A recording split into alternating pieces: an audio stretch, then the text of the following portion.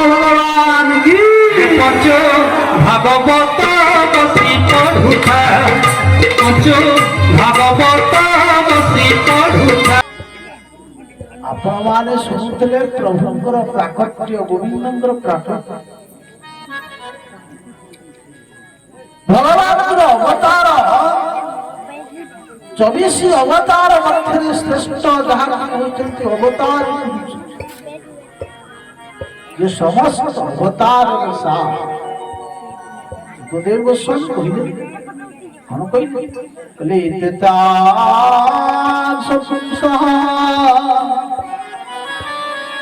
इते चांस कलह कृष्णस्तु स्वयं भगवान जिते अवतार कहा हे सुतदेव गोस्वामी कहते हे नैमिषार अरण्य ऋषिमान ये जो अवतार कथा तुमको वर्णना करी ये जिते अवतार अच्छा ये समस्त अवतार मध्य होचन अवतार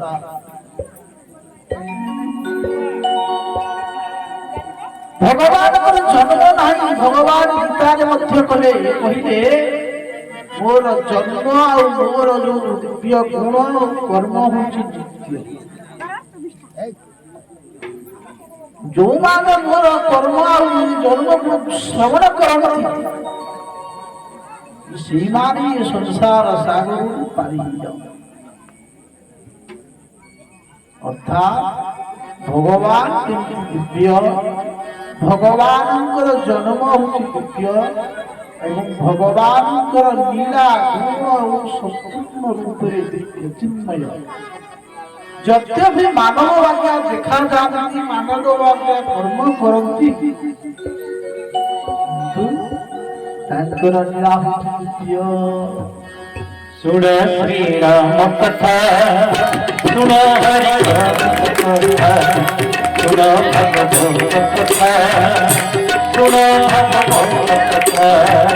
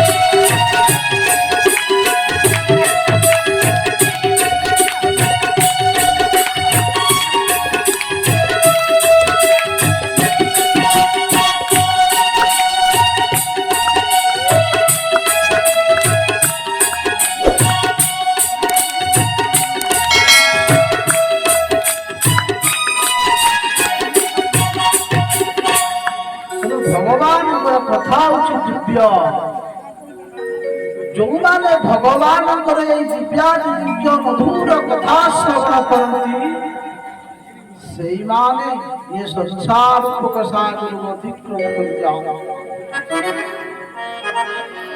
भगवान जन्म ही गला नंद भवन रे भगवान बाल्यलीला कले प्रकाश उद्धार कले नावक उद्धार कले उत्तरात्मक उद्धार भगवान धीरे धीरे बढ़िया को लगे पृथ्वी रे पादस्पर्श कले बोले भगवान कथा सुना महापुरुष माने कहले बोले भगवान कथा केते बेले सुनी बोले कोन ना चोरर कथा राति रे सुना जाए अर्थात बोले प्रातः भूत प्रसंगेन मध्याह्ने स्त्री प्रसंगात् रात्रौ चौर प्रसंगात् रात्रि रे आपण माने कहिबे बाबा ये केमतिया कथा दिन रे प्रातः भूत प्रसंग सकाळ बेला भूत कहले कोन ना पूषा पूषा कहले कोन ना महाभारत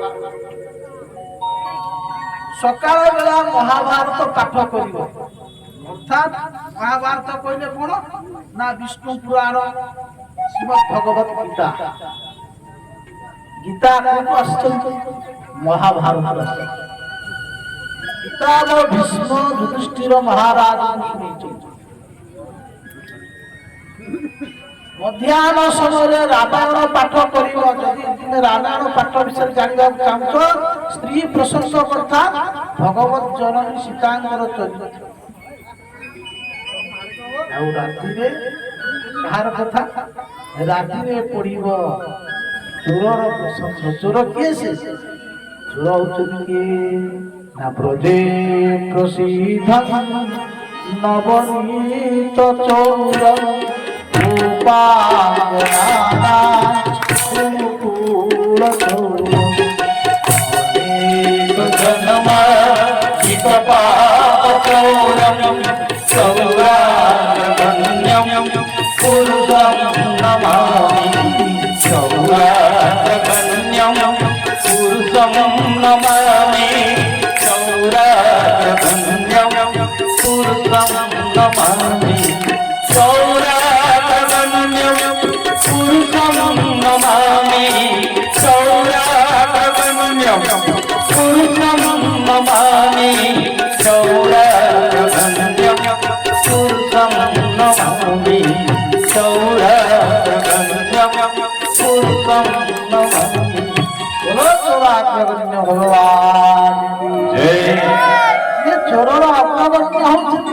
भगवान कृष्ण खाली खाली चोर कौन चोर ना ब्रजे प्रसिद्धं नवनीत चौरम जेते चोर अच्छा चोर मानक मध्य श्रद्धार कले सरदार है किए ना भगवान कृष्ण होचंती सरदार खाली कौन चोर नवनी चोर नहुनी चोरी करथिले कले आउ कौन चोरी कले कले गोपी मानकर दुपुड़ चोर दीटा कुओं को चोरी कले किए से ना भगवान कृष्ण भगवान को आउ किछि मिलला नहीं भगवान चोरी करछथि कोन ना गोपाल गना ना दीटा कुओं गोटा ना कोन कले अनेक जन्मार जित पाप चक्र गोटिए है तांकर चित्त को चोरी कले आउ गोटे कोन ताको मन को चोरी कले आउ गोटे चोर कोन ताको चोर कले ना तांकर वस्त्र चोरी कले अनेक जन्मार्जित पाप चोर अनेक जन्मर जो जीव जो पाप करिछि भगवान कहती तू जते पाप करिछु जो खाता अच्छी से खाताटा तू मते दे दे मो पाखु पळैया तापर हिसाबटा मो को भगवान पाखु जतले तुम तमर खाताटा पठेई दब भगवान को पाखरे समर्पण ही जीव भगवान सीता खाता देखिबे नहीं खाताटा को धरिबे चिनी के फुपारी भगवान को अनेक जन्मार्जित पाप चौर चौराग्र चोरमान मध्य सरदार कृष्ण चोरी कले कोठी ना गोपीमान घरे चोरी कृष्ण चोरी करबा पाई गोपी माने चाहुथिले कृष्ण टिके आम घरे आसंतु चोरी करो भगवान चोरी कले सबुदिन चोरी कले किंतु चोर को आउ के धरि पारिले नहीं ना से होचे चोरर सरदार ना पुणी विद्यालय गोटाए करते जो छोट छोट गोपबालक को मान को नहीं कि दिने विद्यालय कले दिने भगवान विचार कले कहले मु आग चोरी कोठी करिबी आग आम घर चोरी दिने चोरी करी माखन नहीं गले नहीं कौन कले ना चली गले जमुना कूल को जमुना कूल जिते जाकि पहुंची गले स्तोक कृष्ण मधुमंगल सुबल सुदामा आदि जो सखा मैंने सब थे सब आस पहुंची गले आज कन्हई आज कौन आनी पिला डाक पिला आस पहुंची गले କହିଲେ ଆରେ ଭଗବାନ କଣ କଲେ ନା କାଖରେ ଡାକିଥିଲେ ବାହାର ସବୁ ଟିକେ ଟିକେ ଖାଇ ଯାଇକିରି ସବୁ ପିଲାମାନଙ୍କୁ ଟିକେ ଟିକେ ଦେଇଦେଲେ। ପିଲାମାନେ ସବୁ ଛୋଟ ପିଲା ସବୁ ଖାଇଲେ। ଖାଇଲା ପରେ ଭଗବାନ ପଚାରିଲେ ଆଚ୍ଛା ସତ କହିଲ ତମ ଘରେ ଯୋଉ ମାଖନ ତିଆରି ହଉଛି ଲହୁଣୀ ହଉଛି ଆଚ୍ଛା ଏ ପ୍ରକାର ସ୍ୱାଦ ଅଛି ଲହୁଣୀ? ପିଲାମାନେ କହିଲେ କହିଲେ ନା ନା ଯଦି ସ୍ୱାଦ ନାହିଁ ତାହେଲେ ଦେଖିଲ ଇଏ ଯୋଉ ଲହୁଣୀର ସ୍ୱାଦଟା କେମିତିକା? କହିଲେ ଆରେ ଭାଇ କବି ସତ କହୁଛି ଆମ ଘର ଲହୁଣୀ ଏତେ ସ୍ୱାଦ ନାହିଁ। କହିଲେ ଆରେ କାହିଁକି ଜାଣିଛ ସ୍ୱାଦ ନାହିଁ? କାହିଁକି କହିଲ? କହିଲେ ଆରେ ମୁଁ ଚୋରି କରିକି ଆଣିଛି। କହିଲେ ଆରେ ତୁ ଚୋରି କରିଛୁ ନା? ହଁ। ନା ଆରେ ତୁମେ ଜାଣିନା ଚୋରି କରିକି ଆଣିଥିବା ଯୋଉ ମାଲ ତାର ସ୍ୱାଦ ଟିକେ ଅଧିକ। ନିଜ ଘରର ସବଜି କରି ତରକାରୀର ସ୍ୱାଦ ଠାରୁ ପର ଘରର ଯୋଉ ତରକାରୀ ଟିକେ ସ୍ୱାଦ ତାର ଅଲଗା ସ୍ୱାଦ ଥାଏ। କହିଲେ ଆରେ ତୁ ଚୋରି କରୁଛୁ? କହିଲେ ଆରେ ଦେଖ ଚୋରି କରି ଖାଇବାର ତାର ଗୋଟେ ମଜା ଆଉ ଅଛି। ଦେଖ ଆମେ ସମସ୍ତେ ସେଇ ପ୍ରକାର କରିବା ଆଜିଠାରୁ ଚୋରି କରିବା। ଭଗବାନ ପିଲାମାନେ କହିଲେ ଆରେ ତୁ ଦେଖ ତୁ ତ ରାଜା ପିଲା ତମ ଘରେ ଅଭାବ ନାହିଁ ଆମ ଘରେ ତ ଅଳପ ଅଛି। ଯଦି ମୁଁ ଚୋରି କରି ଆଣିବି ମୋ ବୋଉ ମତେ ପିଟିବ। କହିଲେ ଆରେ ହେ ଚୋରି କରିବା ଯେ କେହି ଜାଣିବେ କେହି ଜାଣିବେନି। ନା ଭାଇ ଆମେ ତ ଜଣା ନାହିଁ ଆମେ ଚୋରି କେମିତି କରିବୁ? ନା ଭଗବାନ କହିଲେ ଠିକ ଅଛି କେମିତି ଚୋରି କରାଯାଏ ଆଜିଠାରୁ ମୁଁ ତୁମକୁ ଶିକ୍ଷା ଦେବି ଚୋରି କେମିତି କରାଯାଏ। ଭଗବାନ କଲେ କହିଲେ ଦେଖ ମୁଁ ଯାହା ଯାହା କହିବି ତମେ ସେଇ କଥାରେ ତମେ ଚାଲିଲେ ଯାଇ ତମେ ପାସ୍ କରିବ। ଭଗବାନ ଶିଖେଇ ଦେଲେ। ଦିନେ ଗୋଟେ ଗୋପୀ ଘରକୁ ଗଲେ ଜଣେ ଗୋପୀ ଘରେ ଯେତେବେଳେ ଯାଇକି ପହଞ୍ଚିଗଲେ ବିଚରା ଗୋପୀଟି ହିସାବରେ ଲାଗିବ କଣ? ଭଗବାନ କହ୍ନେଇଙ୍କର ସମସ୍ତେ କିଏ କେତେ ପ୍ରକାର ହିସାବ ଲାଗିବେ। କିଏ ଲାଗିବେ ଭାଉଜ, କିଏ ଲାଗିବେ ଚାଚୀ, କିଏ ଲାଗିବ ମାନେ ହିସାବରେ ମାଉସୀ। ଏଇ ପ୍ରକାର ବିଭିନ୍ନ ଗୋପୀ ମାନଙ୍କର ବିଭିନ୍ନ ସମ୍ବନ୍ଧ ଥିଲା ଭଗବାନ କୃଷ୍ଣଙ୍କ। ଦିନେ ଗୋଟିଏ ଗୋପୀ ଘରକୁ ଗଲେ ବିଚରା ଗୋପୀଟି କଣ କରୁଛି ଘର ଧନ୍ଦା କାମରେ ବ୍ୟସ୍ତ ଅଛି। ଭଗବାନ କଣ କଲେ ନା ବାଳକ ମାନଙ୍କୁ କହିଲେ ତୁମେ ଗୋଟେ କାମ କର ତୁମେ ଏଇ ପଛପଟେ ରହିଯାଅ ମୁଁ ଯେତେବେଳେ ତମକୁ ଡାକିବି ତମେ ସେତେବେଳେ ଆସିବ ପାଟି କରିବନି। ଭଗବାନ କଣ କଲେ ଚୁପ ଚୁପ ଗଲେ। ବିଚରା ଗୋପୀ ଜଣକ ତା ଗୁହାଳ ଯୋଉ ଗାଈ ସବୁ ଥିଲା ସବୁ ବାଛୁରୀକି କଣ କଲେ ନା ଫିଟେଇ ଦେଲେ। ଆଉ ଫିଟେଇ ଯାଇକି କଣ କଲେ ନା ଦୌଡ଼ିକି ଗଲେ ଯାଇକି ପହଞ୍ଚି ଗଲେ। କହିଲେ ଭାଉଜ ଭାଉଜ ଭାଉଜ। ବିଚରା ଗୋପୀଟି ଗଲା ଆରେ କଣ ଧଇଁ ସଇଁ ଦୌଡ଼ିକି ଆଇଲ? ନା ଭାଉଜ ସବୁ ସରିଗଲା। ନା କଣ ହେଲା? ଆରେ ତମ ବାଛୁରୀ ସବୁ ଫିଟିକିରି ଗାଈ ଠାରୁ କ୍ଷୀର ପିଇଗଲା। ବିଚରା ଗୋପୀଟି ଆଉ କଣ କରି ସେଇ ଝାଡୁ ଧରିଥିଲା ଘର ଓଳଉଥିଲା ପକେଇ ଦେଇକିରି ଦୌଡ଼ି ଗଲା ଗୋଶାଳା। ଭଗବାନ ଶ୍ୟାମ ସୁନ୍ଦର ନଟନାଗର ଡାକିଦେଲେ ପିଲାମାନଙ୍କୁ କହିଲେ ଆସ। ସବୁ ପିଲାମାନେ ଚାଲି ଆସିଲେ। ଆଉ ଗୋପୀ ଘରେ ଯାହା ସବୁ ଥିଲା ସବୁ ଯାକ ଖାଇଲେ। ବିଚରା ଗୋପୀଟି ଆସି ଦେଖିଲା ବେଳକୁ କଣ ନା ଦେଖିଲା ବେଳକୁ ହାଣ୍ଡି ପଡିଛି ଆଉ ମାଖନ ନାହିଁ। ଗୋପୀ ବିଚାର କଲା ଆରେ ଆରେ କୃଷ୍ଣ କେତେ ଛଳିଆ ଦେଖ ଦେଖ ମତେ ମିଥ୍ୟା କହିକିରି ଏତେ ବଡ ଚୋରି କଲା। ହଉ ଗୋଟେ ବୁଢୀ ଥିଲା ବୁଢୀଟା ବିଚରା ଶାଶୁକୁ ଭାରି ହଇରାଣ କରେ ତା ବୋହୂକୁ ଭାରି ହଇରାଣ କରେ। ଦିନେ ଭଗବାନ ଶ୍ରୀକୃଷ୍ଣ ଗଲେ ଯାଇକି ପଚାରିଦେଲେ ବୋହୂକୁ କହିଲେ ତା ବୋହୂ ବସିଥିଲା କହିଲା ମୁକୁନ୍ଦ ମା। ବୁଢୀ ବିଚରା ତ ଜାଣିପାରିଲା ଇଏ ତ କହ୍ନେଇର ପାଟି। ଆରେ କହ୍ନେଇକି? ନା ହଁ। କଣ ହେଲା? ନା ଭାଇ କହିଛନ୍ତି ଭାଉଜକୁ କଣ ନା ଜଳଖିଆ ନେଇକିରି ଯିବା। କହିଲା ଆରେ ସତ କହୁଛୁ? ନା ହଁ। ବିଚରା ଭାଉଜ କଣ କଲେ ଜଳଖିଆଟି ଧରିକିରି ଯେତେବେଳେ ବିଲକୁ ଯାଆନ୍ତି ଇଏ ବୁଢୀକି ଆଉ ଦେଖାଯାଏନି ଅଳ୍ପ ଅଳ୍ପ ଦେଖାଯାଏ। ପିଲାମାନଙ୍କୁ ଡାକିଦେଲେ ତା ଘରେ ଯାହା ସବୁ ଥିଲା ସବୁ ଖାଇଗଲେ। ଭଗବାନ ଏମିତି ବିଭିନ୍ନ ପ୍ରକାର ଦିନକୁ ଦିନ ଲୀଳା କରିବାକୁ ଲାଗିଲେ। ସବୁ ପିଲାମାନଙ୍କ ସହିତ ଆ ଘରେ ତା ଘରେ ଚୋରି କଲେ। ଗୋପୀମାନେ ବିଚାର କଲେ, କହିଲେ ଆରେ ଆମେ ତ ସବୁଦିନ ଆମ ଘରେ ବସିକି ଟିକେ ଚୋରି କରୁଛି, ଆମେ ତ ତାକୁ ଧରିପାରୁଛୁ। ଦିନେ ଗୋଟେ କାମ କରିବା, ଚାଲ ଆଜି ଯଶୋଦାଙ୍କ ପାଖକୁ ଯିବା, ଯଶୋଦାଙ୍କ ପାଖରେ ଯାଇକି କହିବା, ଫେରାଦ ହବା। ରାଜା ପିଲା ବୋଲି ଆମେ ତାକୁ କିଛି କହିବାନି, ରାଜା ପୁଅକୁ କଣ କିଛି ଦୋଷ ଲାଗିବ ନାହିଁ।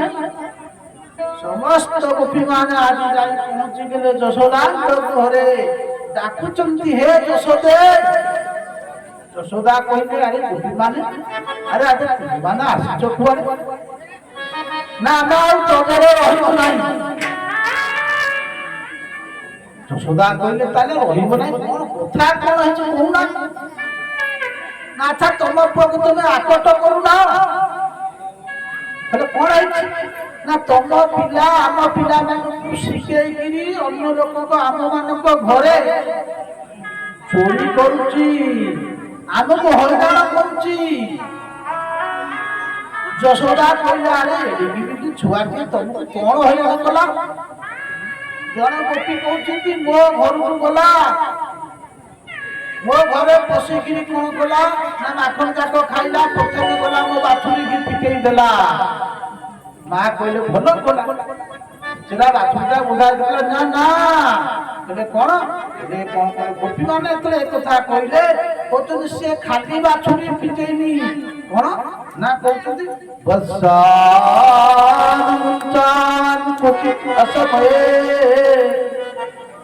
କ୍ୱଚିତ ଅସମୟରେ ଖୋଲିଦେଲା, ମାନେ ଖୋଲିବା ବେଳ ନୁହେଁ, ସେଇ ସମୟରେ ଖୋଲି। ଜଣେ ଗୋପୀ ବାହାର ପିଲା କହିଲା, ଶୁଣିବୁ ଯଶୋଦା, ତୋ ପୁଅର କାଣ୍ଡ କଣ? ନା ମୋ ଘରକୁ ଗଲା, ମୋ ଘରେ ଯାଇ ପହଞ୍ଚିଗଲା, ଭାଉଜ ନମସ୍କାର। ଆଜି ଭାରି ବଢିଆ ଜୋରସରେ ନମସ୍କାର, କହିଲେ ନାଇଁ ନାଇଁ ମୁଁ ଏମିତି ଆସିଗଲି ଟିକେ ତମ ଘର ଆଡକୁ। ଗୋପୀ ବିଚରା ଜାଣିଛି କୃଷ୍ଣ ଟିକେ ଲହୁଣୀ ପ୍ରିୟ। ଗୋପୀ ମାନେ ଚାହାନ୍ତି ଯେ ଶ୍ୟାମସୁନ୍ଦର ଇଏ ଯୋଉ ଅଛନ୍ତି, ଏଇ ଯୋଉ ଗୋପୀ ମାନେ ଇଏ ସବୁ ଭଗବାନଙ୍କ ପ୍ରେୟସ।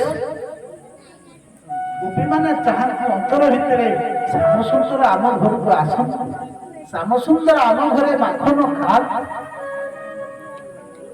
ଆଜି ଗୋପୀ ଘରକୁ ଯାଇକି ପହଞ୍ଚି ଗଲେ, ଆଉ ଗୋପୀ ଘରେ ଯାଇ କହୁଛନ୍ତି, ଏ ଭାଉଜ ଟିକେ ଆଜି ମାଖନ ଦିଅ। ବିଚରା ଗୋପୀ କହିଲା, କହିଲା ଯେ ଛୋଟିଆ ପିଲା, ଆଉ ମୋ ଘରେ କଣ ଅଭାବ ଅଛି? ମୁଁ ବିଚରା ମାଖନ ତାକୁ ଦେଲି, ହାତ ପୁରିଲା ନାହିଁ। କହିଲା କଣ ଏତିକି ଦଉଛ? ମୁଁ ଆହୁରି ହାତରୁ ଆଣି ମାଖନ ଦେଲି, ତଥାପି ହାତ ପୁରିଲା ନାହିଁ। ଯେତେ ଥିଲା ମାଖନ ସବୁ ଖାଇଦେଲି, ତଥାପି ହାତ ପୁରିଲା ନାହିଁ। କହିଲା ତୁ ଏ ଭିକାରୀ, ତୁ ଏମିତି ଦଉଛୁ ଯେ ମୋ ହାତ ପୁରୁନି। ମତେ ଗାଳି କରିକି ପଳେଇ ଆସିଲା। ଜଣେ ଗୋପୀ ଭାରି କରି କହିଲା, କହିଲା ମୋ ଘରକୁ ଗଲା, କିନ୍ତୁ ମୋ ଘରେ ଦେଖିଲା କିଛି ନାହିଁ। ମୋ ଝିଅ ଶୋଇଥିଲା, ଖଟରେ ଶୋଇଛି, ଦେଖିଲା ଏଠି କିଛି ନାହିଁ। କହିଲା ଏଟା କଣ ଘର ନା ଏଟା ବରଘଟ? ବିଚରା ମୋ ଝିଅ ଶୋଇଛି, ତା ଚଟକୁ ବାନ୍ଧିକିରି ଖଟେଇଆରେ ତା ମୁହଁ ପାଖରେ କହୁଛି ହାୱା। ଏତିକି ତ କହୁଛି, ମୋ ଝିଅ ପଟକିନି ଉଠିଲା, ଖଟ ଲାଗିଛି ଚୁଟିରେ, ମୋ ବୋଉ କହୁଛି, ଝିଅ କହୁଛି ହାୱା। ଯାହା ଘରେ ଅଛି ସିଏ ପରିଶ୍ରମ, ଯାହା ଘରେ ନାହିଁ ସିଏ ବି ଅଶାନ୍ତ। କହ ଏଇ ପ୍ରକାର କେମିତି ଆମେ ସହିବୁ? ମା କହୁଛି, ଆରେ ତମେ ମାନେ ଯଦି ତମ ଘରେ ଚୋରି କରୁଛି, ତମେ ଗୋଟେ କାମ କରୁନ, ତମେ ସେ ଶିକା କରି ଉପରେ ଟାଙ୍ଗି ଦିଅ। କହିଲେ ତା ମଧ୍ୟ କରିଛୁ, କିନ୍ତୁ ତଥାପି ଫେରିଲା କଣ ନା ସେ ଏମିତି ପିଲାମାନଙ୍କୁ ସଜେଇ ଦଉଛି, ତାପରେ ଚଢିକିରି ମଧ୍ୟ ନେଇଯାଉଛି। କହିଲେ ଅନ୍ଧାର ଘରେ ରଖିଦିଅ। ଗୋପୀ ମାନେ କହୁଛନ୍ତି, ହେ ଯଶୋଦା, ତୁମେ ଯୋଉ କଙ୍କଣ ପିନ୍ଧେଇଛ, ଆଉ ଯେତେବେଳେ ସେ ଅନ୍ଧାର ଘରକୁ ଯାଉଛି ତୋ ପୁଅର ଯେଉଁ କି ଜ୍ୟୋତି ବାହାରୁଛି ସେ ଅନ୍ଧକାର ଘର ମଧ୍ୟ ଆଲୋକିତ କରିପାରୁଛି। ଶେଷରେ ଗୋପୀମାନେ ସବୁ ଭଗବାନଙ୍କ ବିରୁଦ୍ଧରେ ଯେତେବେଳେ କହିଲେ ଯଶୋଦା କହିଲେ ଆଉ ଠିକ ଅଛି ତୁମେ ଯାଅ ମୁଁ ଆଜି ତା କଥା ବୁଝିବି। ଗୋପୀମାନେ ସବୁ ଚାଲିଗଲେ। ଏପଟରେ ମା ମନେ ମନେ ଭାବୁଛନ୍ତି ମୋ ପୁଅ ସତରେ ଚୋରି କରୁଛି। କନେଇକି ପଚାରୁଛନ୍ତି କନେଇ ଆରେ ପୁଅ ଚୋରି କରୁଛୁ ଆମ ଘରେ କଣ ଅଭାବ ଅଛି? ଆରେ ଆମର ପୁରା 9 ଲକ୍ଷ ଗାଈ ଅଛି।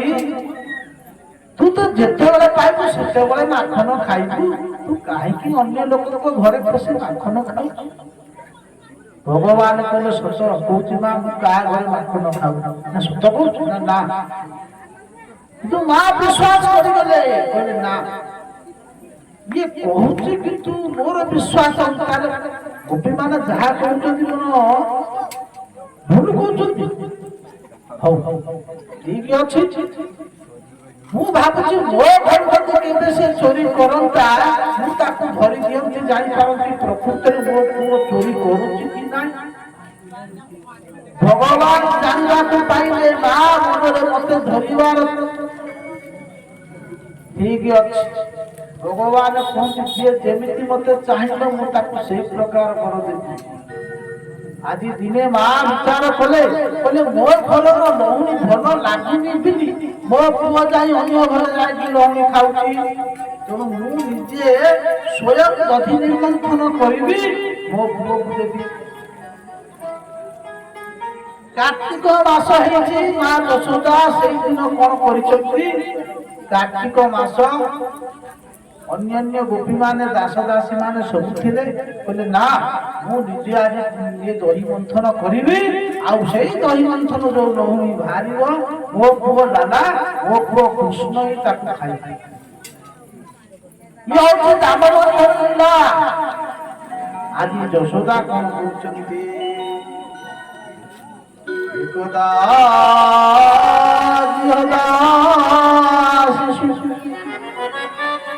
যশোদা নন্দগে ধর্মান্তরযুক্তা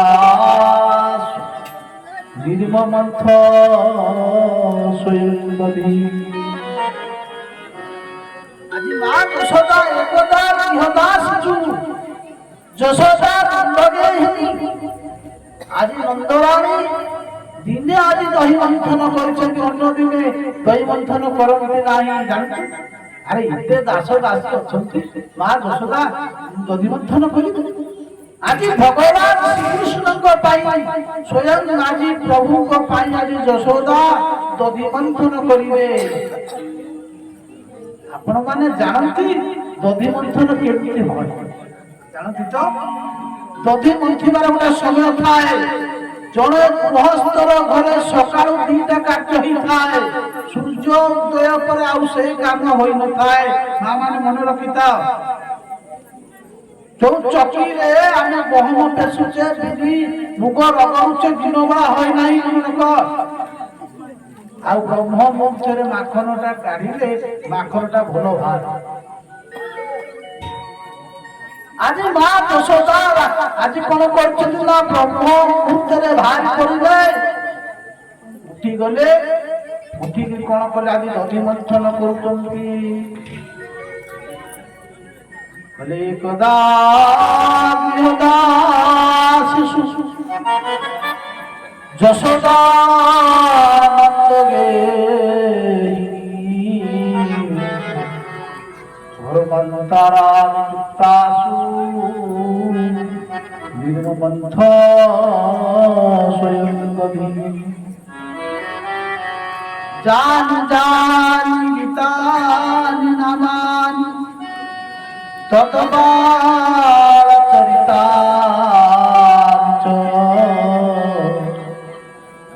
নির্মন্থন কালে স্মরন্তি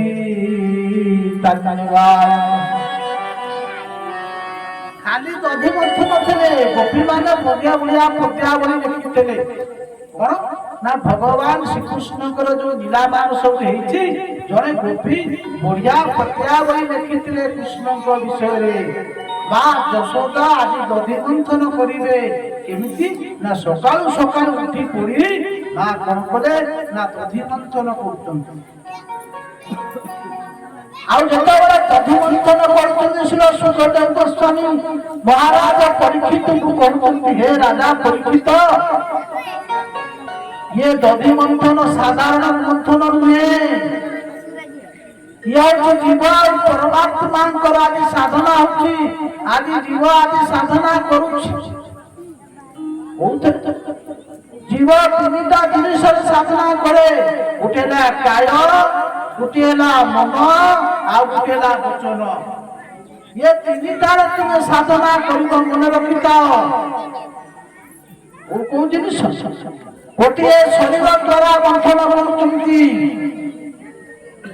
आउ गोटे कोटी काय आउला वचन वचन जे भगवान श्रीकृष्ण को पाई हाथ में दधि मंथन करुचंती भगवान श्रीकृष्ण को पाई मुखरे भगवान से दिव्य गुण कीर्तन करुचंती जो गोपी लिखितला जो पत्या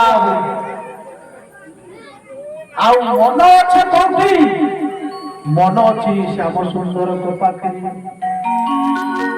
भगवान श्रीकृष्ण सकाळु सोईचंती मन मन भाबुचंती मु दधि मंथन करूची काले मो कोने उठी जीव आगुआ मन मन चिंता करूचंती कृष्ण को मन पकाउचंती हाथ कर्म करूची मुख भगवान गुण कीर्तन करूची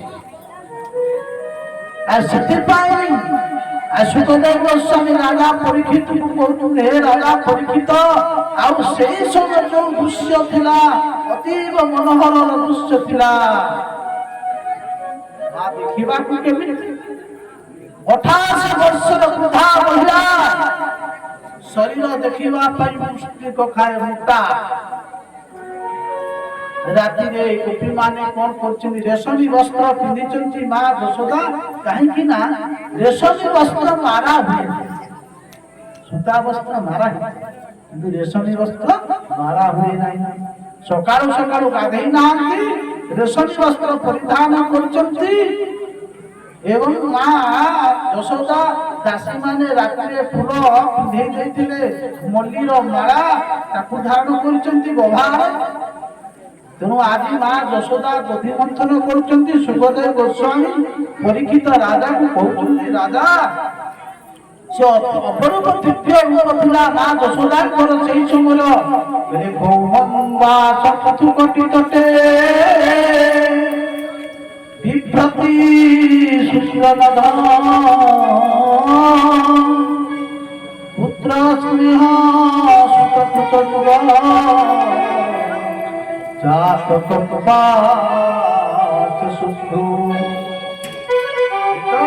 यशोदा मंथन करुचंती पितांकर धारण करुचंती हृदय वात्सल्य भावची स्तनरु आपे आपे क्षीर प्रवाहित होता मां यशोदांकर काहेकि ना श्याम सुंदरकर सेही रूप को चिंतन करी वात्सल्यमयी यशोदांकर हृदय पुत्र स्नेह स्तनरु पय धार धार होई चली आउ जेतेबेले हाथ दुईटा मंथन करुची एई मस्तक रे थिबा पुष्पमाल माने कहउचंती धन्य धन्यवाद यशोदा अरे जे श्याम सुंदर को पाई सेवा करुचंती सेई मां कर मस्तक रे आमे रहि पारिबा आमर से योग्य नाही यशोदा को मस्तक रे रहिबा आज पुष्प माने सब चरित ही जाउचंती पुष्प माने कोन करचंती ना रजुआ वर्ष श्रम भुजत चलत करू करू इ हातर कंकण पिंधिचंती मां यशोदा झन झन झन झन करि शब्द हो एपटरे फूल मान सब छाड़ित होई कि तळे छिटिकिरी पड़ुचंती आ फूल माने पड़िकिरी मन मने भाबुचंती श्याम सुंदर जेतेबेले आसीबे आमे तांकर चरण स्पर्श पाई फूल कोछि धन्य होई जेबी दधि मंथन चली ଯେତେବେଳେ ଦଧି ମନ୍ଥନ ଚାଲିଛି, ଆଜି ମନ୍ଥନ ହବା ସମୟରେ ଭଗବାନ ଉଠିବାକୁ ଲାଗିଲେ। ଭଗବାନ ଉଠି କହିଲେ, ମା ମନେ ମନେ ଭାବୁଛନ୍ତି ମୋ ମା ମୋ ପାଇଁ ମୁଁ ଆଜି ମନ୍ଥନ କରୁଛି, ଜୀବର ଆଜି ସାଧନା ପରିପୂର୍ଣ୍ଣ ହେଇଗଲା, ତୁ ଆଉ ସାଧନା କର ନା। ଆଜି ଭଗବାନ ଉଠିଲେ। ଆଉ ଯେତେବେଳେ ଭଗବାନ ଉଠନ୍ତି ଅନେଇଲେ, ପିଲାମାନେ ଦେଖିଥିବେ ଶୋଇଥିବା ଅବସ୍ଥାରେ ହଠାତ୍ କିନି ଉଠିବେ, କଣ କରିବେ? ଆଗ ଉଠିକି ଚାରିଆଡକୁ ଅନେଇବେ। ଦେଖିଲେ କାହାକୁ ଅନେଇବେ? ମୋ ମା କାହା ଉଠିଗଲେ ଭଗବାନ ଶ୍ରୀକୃଷ୍ଣ ଉଠିକିରି ଚାରିଆଡକୁ ଅନେଇଲେ, ଦେଖିଲେ ତ ମା ନାହିଁ। କହିଲେ ମୋ ମା ଗଲା, ଏତେ ସକାଳୁ ସକାଳୁ ଗଲା। ଭଗବାନ ଉଠିକିରି ଧୀରେ ଧୀରେ କଣ କଲେ ନା ଆସିଲେ, ଦେଖିଲେ ମା ଦଧି ମନ୍ଥନ କରୁଛନ୍ତି। ଯାଇ କଣ କଲେ ନା ମା ପାଖରେ ଯାଇ ପହଞ୍ଚି ଗଲେ। ପହଞ୍ଚି କଣ କଲେ ନା ଉଠି କହିଲେ କଣ, ହସ୍ତ ବଢାଇ ଗୋପୀନାଥ ହୁଆ ଧରିଲେ ବାମ ହସ୍ତ। গোবিন্দ গোবিন্দ গোবিন্দ মধু গরুতি মকরন্দ হস্ত বড়াই গোপীনাথ হুয়া ধরিলে বাম হস্ত। গোবিন্দ গোবিন্দ গোবিন্দ মধু গরুতি মকরন্দ। আজি মা যশোদা যেତେବେଳେ ଦଧି ମନ୍ଥନ ଭଗବାନ ଉଠିଲେ, ସିଧା ସିଧା ଆସିଲେ, ଧରି ପକେଇଲେ କୁଆର କୁଆର। ଯଶୋଦା କହିଲେ, ଆରେ କୋଠି ତୁ ଉଠିଲୁ? ହଉ ଠିକ ଅଛି, ତୁ ଯା ଛାଡ, ମୁଁ ଦଧି ମନ୍ଥନ କରି ସାରେ, ମୁଁ ତତେ ମାଖନ ଦେବି, ଯା। ଭଗବାନ କହୁଛନ୍ତି ମନେ ମନେ, ମା ତୁ ଆଉ ଦଧି ମନ୍ଥନ କାହିଁକି? ତୋ ସାଧନା ବି ପୂର୍ଣ୍ଣ ହେଇଗଲା। ଭଗବାନ ଛାଡୁନାହାନ୍ତି। ମା ବିଚାର କଲେ, କହିଲେ ଆରେ ଆରେ ପିଲା ଲୋକ ତ ଛାଡୁ, ଯା ମୁଁ ମାଖନ କରିଦେବି। କହିଲେ ନା, ମୁଁ ଏବେ ମାଖନ ଖାଇବି। ଛୋଟ ପିଲାଙ୍କର ଗୋଟେ ଜିଦି ଥାଏ। ଦେଖିବେ ପିଲାମାନେ ଯାଇଥିବେ, ମେଳାକୁ ଯାଇଥିବେ, ମେଳାରେ ସେଠି କଣ କରିବେ ନା କଣ୍ଢେଇ ମାନେ ସବୁ ଥବ, ହାତୀ ଗୋଡା କଣ୍ଢେଇ ଥବ। ଗୋଟା ଜିଦି ଧରିବେ, ମୁଁ ସେ ହାତୀଟା ନେବି। ମା କହୁଥିଲେ ହାତୀଟା କିଣିକିରି ସେଦିନ ଆଉ ଥରେ ଦିଆ ହେଇଥିଲା, ଆଉ ସେଇଟା ଚଳିବ ନାଇଁ, ଏଇଟା ଜିଦି ଥବ, ନାଇଁ ସେଇ ହାତୀଟା ନେବି। ପିଲାମାନଙ୍କର ଗୋଟେ ଏଇଟା ସ୍ୱଭାବ। ଆଜି ଭଗବାନ କହୁଛନ୍ତି ନା, ମୁଁ ମାଖନ ଖାଇବି। ମା କହିଲେ ଗୋଟେ କାମ କର, ଘରେ ପୁରା ମାଖନ ଥୁଆ ହେଇଛି, ଗାଡିର ମାଖନ, ଯା ତୁ ଖାଇବି ଆସ। କହିଲେ ମୁଁ ବାସି ମାଖନ ଖାଇବି, ବର୍ତ୍ତମାନ ଖାଇବି ଏଇଠି। ଆରେ ମା କହିଲେ ମୁଁ ତ ବର୍ତ୍ତମାନ ମନ୍ଥନ କରୁଛି, ମାଖନ ବାହାରିଲେ କେମିତି ଯା। ଭଗବାନ କହିଲେ ନା। ମା କହିଲେ ଆଉ ଠିକ ଅଛି, ବିଚାର କଲେ, କହିଲେ ଯଶୋଦାର গোবিন্দ গোবিন্দ গোবিন্দ মধু গরুতি মকরন্দ। ଶ୍ୟାମସୁନ୍ଦର ଆଉ ଛାଡ଼ିଲେ ନାହିଁ, ବାଧ୍ୟ ହେଇକି ଭଗବାନ କଣ କଲେ, ଯଶୋଦା କୋଳକୁ ନେଇଗଲେ। ପିଲାମାନେ ଅଥକରେ ମା ମାନେ କଣ କରନ୍ତି ନା କ୍ଷୀର ପିଅନ୍ତି। ଆଜି ଯଶୋଦା ଶ୍ୟାମସୁନ୍ଦରଙ୍କୁ କଣ କଲେ ନା କୋଳକୁ ନେଇଗଲେ। କୋଳୁ ନେଇକିରି କଣ କଲେ ନା ସ୍ତନପାନ କରିବାକୁ ଲାଗିଲେ। ମା ଯଶୋଦାଙ୍କ ପାଖରେ ଭଗବାନ ମାଧବ କୃଷ୍ଣ କଣ କରୁଛନ୍ତି ନା ସ୍ତନପାନ କରୁଛନ୍ତି। ମା ତାଙ୍କର ଏ ମସ୍ତକକୁ ଧୀରେ ଧୀରେ ଆଉଁଛୁଛନ୍ତି। ମାଧବ ସ୍ତନପାନ କରୁଛନ୍ତି, ଭଗବାନଙ୍କର ମୁଖକୁ ଅନେଇଛନ୍ତି ମା ଯଶୋଦା। ଦିନେ ପଚାରିଥିଲେ, ମାଙ୍କୁ ପଚାରିଲେ କୃଷ୍ଣ, କହିଲେ ମା ସତ କହିବୁ, ତୁ ମତେ ଭଲ ପାଉ? ଭଗବାନଙ୍କୁ ମା ଯଶୋଦା କହୁଛନ୍ତି, ଆରେ ବାପା ନୀଳମଣି, ତୁ ପରା ତୁ ମୋର ଏକର ବିଷୟ କେଶନ, ଆଉ ମୁଁ ତତେ ଭଲ ପାଇବିନି, ଆଉ କାହାକୁ ଭଲ ପାଇବି? ଏତିକି ସମୟରେ କ୍ଷୀର ବସିଥିଲା କୋଉଠି ନା ଚୁଲିରେ। କ୍ଷୀର ବିଚାର କରୁଛି ଯଦି ଶ୍ୟାମସୁନ୍ଦର ଯଦି ମାଙ୍କ ପାଖରେ ସ୍ତନପାନ କରିବେ ତାହେଲେ ମାଙ୍କ ପାଖରେ ସ୍ତନପାନ କଲେ ପେଟ ପୁରିଯିବ। ମୁଁ ୟାର ଜଳି ଜଳି ମରୁଛି ଚୁଲିରେ, ମତେ ଆଉ ସେ ଖାଇବେ ନାହିଁ।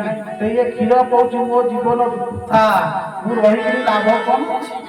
କ୍ଷୀର ସବୁ କଣ କଲେ ନା ଧୀରେ ଧୀରେ ଉତରିବାକୁ ଲାଗିଲା। ଯଶୋଦା ବିଚାର କଲେ ଆରେ ମୁଁ ତ କ୍ଷୀର ବସେଇ ଦେଇଥିଲି।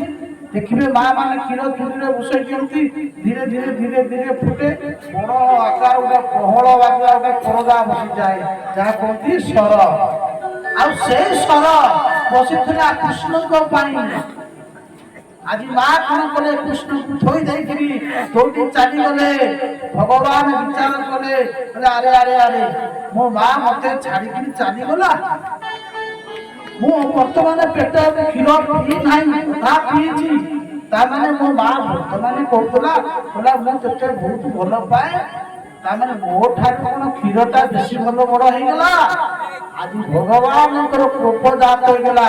ପରୀକ୍ଷିତ ମହାରାଜ ସୁଖଦେବ ଗୋସ୍ୱାମୀ କହୁଛନ୍ତି ହେ ରାଜା, ଭଗବାନଙ୍କର ଟିକିଏ ରାଗ ମାନେ ସଂଜାତ କୋପା ସ୍ଫୁର୍ଣ୍ଣାରୁଣା ଧରା। ଭଗବାନଙ୍କର ଯୋଉ ଛୋଟିଆ ଛୋଟିଆ ମୁଖ, କହିଲେ କୁନ୍ଦ ସଦୃଶ ଚିକିଚିକି ଦାନ୍ତ, ଆଜି ଦାନ୍ତଟା କିଚିକିଚି କରି କହିଲେ ମୋ ମା ଏବେ କହୁଥିଲା ଯେ ବାପାରେ ମୁଁ ତତେ ବହୁତ ଭଲ ପାଏ।